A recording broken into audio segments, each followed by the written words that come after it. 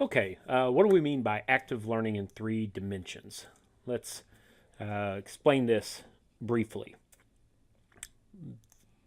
Part of the basis for this idea that supports this idea is an experiment we did, a data collection we did, where we asked students their best experience in their face-to-face class, trying to figure out what were the characteristics that made the best learning experience, the best memory about a face-to-face class. We asked the same question for online classes. What was your best, the characteristics of the best online classes you had? This was open response questions. We allowed students, we didn't bias them by giving them three choices or five choices. We let them freehand write whatever they wanted to. We looked at their answers. We found common themes, and those themes for face-to-face classes, the biggest themes, those common themes were interaction, instructor, material, class structure, and the interface graphic user, the graphic user interface for the site. In fact, I'm not even sure if the interface GUI shows up on face-to-face. That may just be for the online.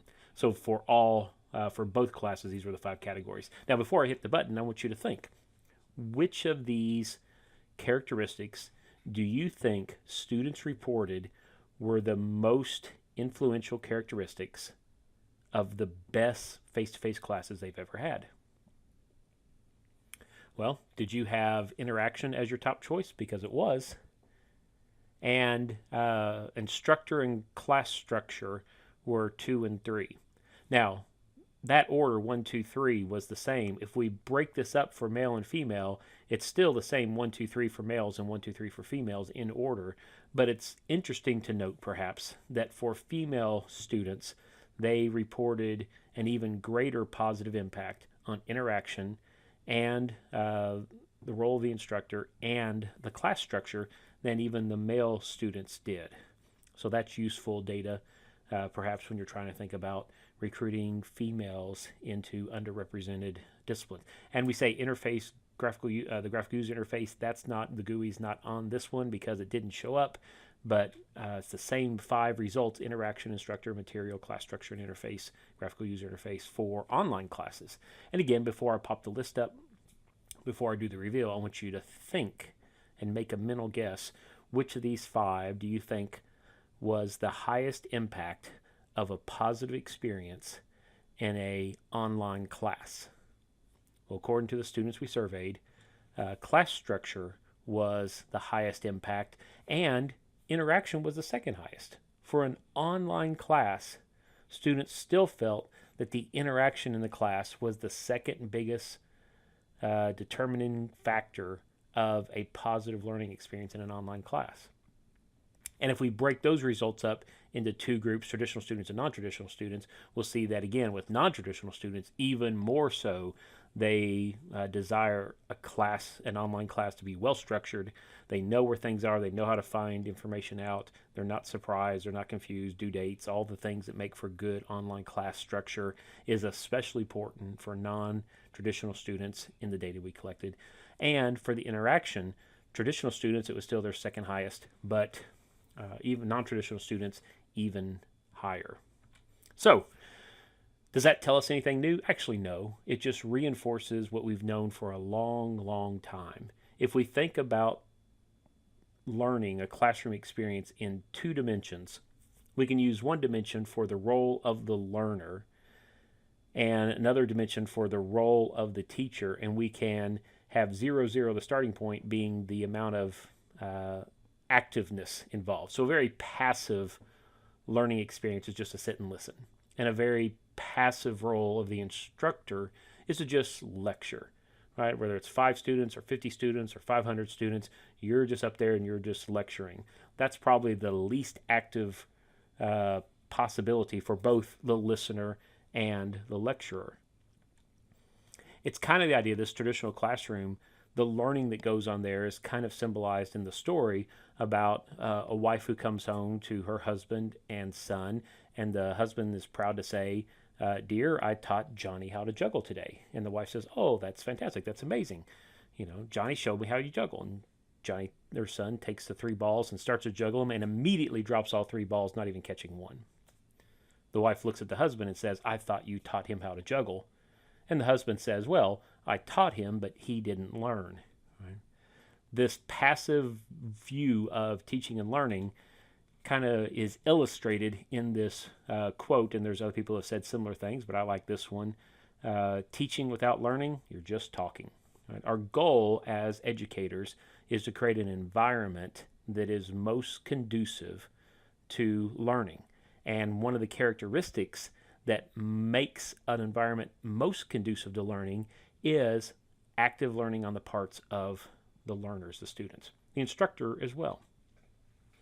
Speaking of lecture, if there's anything that makes you want to shake in your boots when it comes to lecturing and the desire to not lecture, it's this data from a marketing firm that said that 61% of young consumers feel that video ads, those little 10, 15-second ads that pop up on YouTube and other places, that video ads are too long and occur too often.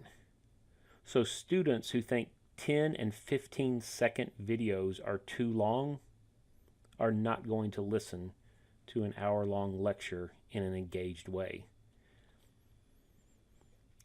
This is nothing new. People in education have known for a long time that active learning is better than passive learning.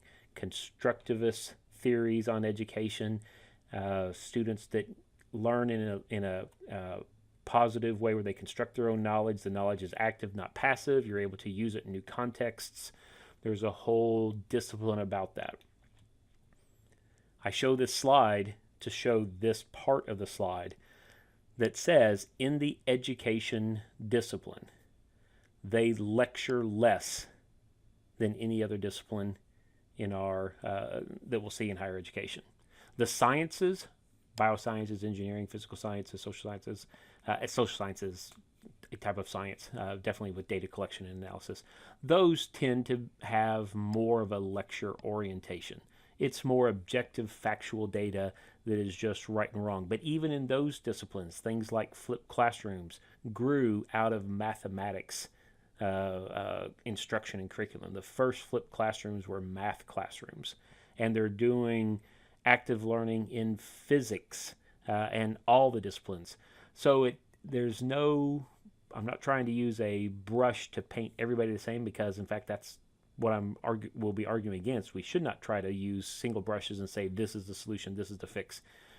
But just understand that education is known for a long time that lecturing is passive knowledge communication, and it's the least conducive to real educational experience. In 1966, and we've known that constructivist theories date back to the early part of the 20th century, the early 1900s. So this is nothing new. In 1966, before we had a man on the moon, during the Vietnam War, this was the cover of a Time magazine issue that in one of the weeks that year, and it had 10 different faculty members. Because it's 1966, they're all white and they're all males, but still we had 10 different faculty members from 10 different institutions representing 10 different disciplines. And the article talks about, why are your students learning? What is it that makes your classroom so successful? If you read that article, what you'll see is that they're all just getting their students involved and engaged in the learning process. Some are using different tools, different techniques, different strategies. They're not using any single strategy in all of them other than an active learning process. So if we go back to our two dimensions, we can say, well, how does the student move along the active axis and go from listening to interacting somehow, some way, whatever makes sense for that class, for that teacher, for that discipline?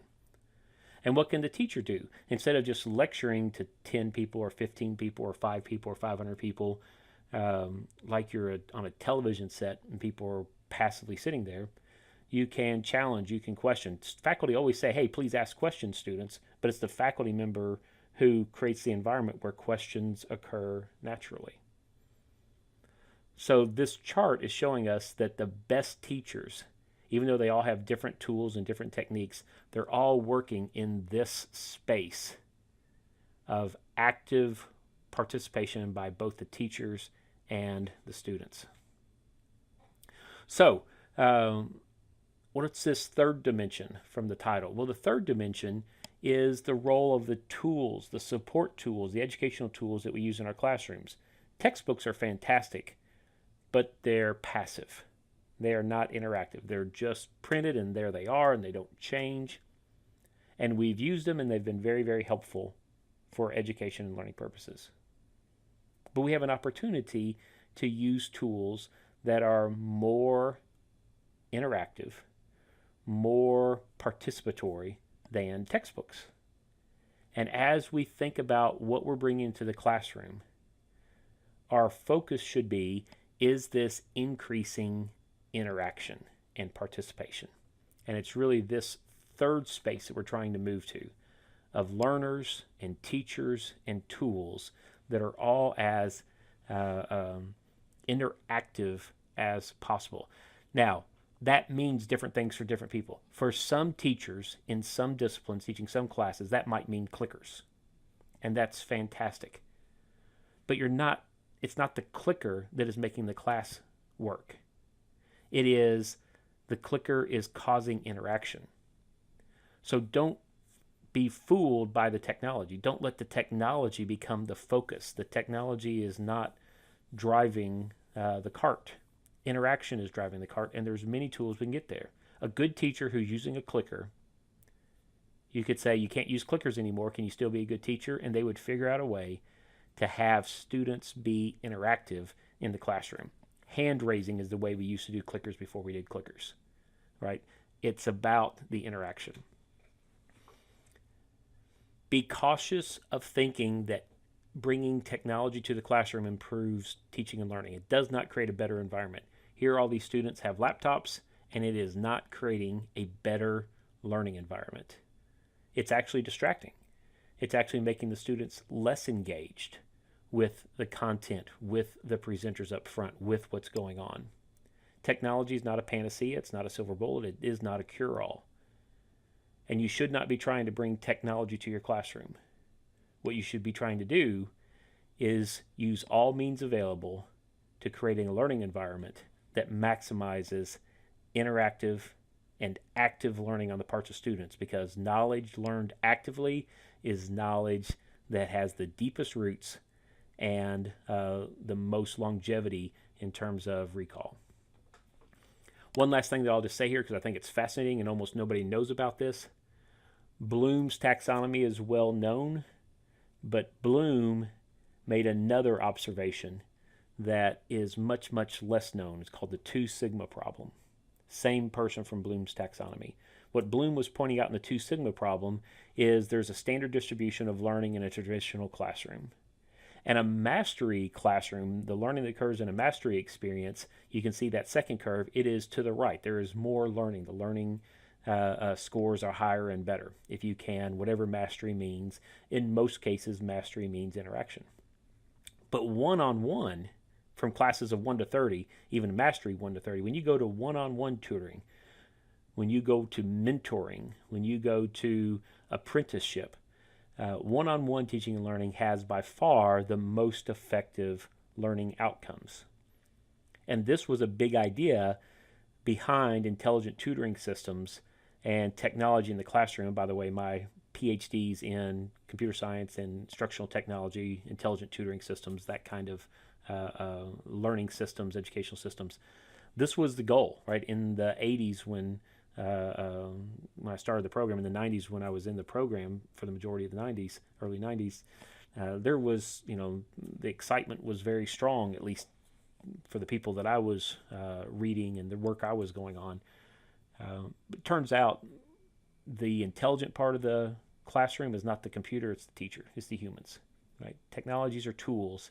It's the humans where the intelligence lies, but we can build our tools and our teachers and our students in a way that tries to get toward mastery one-on-one learning.